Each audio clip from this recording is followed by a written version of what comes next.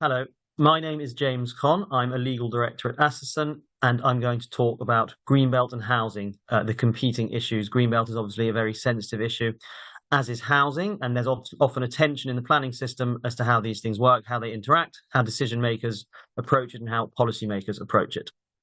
So what we're going to cover today is a quick recap of Greenbelt itself, how it came into being, how it operates in practice, its purposes in the NPPF, etc. Then we're going to look at how greenbelt sites can be released through the local plan process. So when a local authority decides that it needs some land for a different purpose, the mechanism for how it can release that, and difficulties you can have when you have a site which you want to get released. We'll then look at how the NPPF, at least the 2023 version, approaches greenbelt. So we'll go through the purposes, the protections, the exceptions, etc.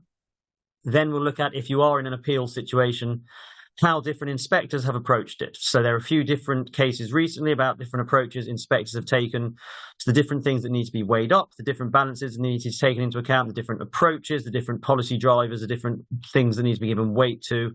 And we'll look and see if we can find some patterns as to how inspectors are approaching things. And finally, we'll have a few minutes at the end to sort of look at how things may change in the future. Obviously, there's an election coming up at some point in the next few months. And the question is, if the government changes or even if it doesn't, is greenbelt policy likely to change in the light of that? So that's what we're going to cover today. And we're going to start with, how is the greenbelt viewed? I think, and if you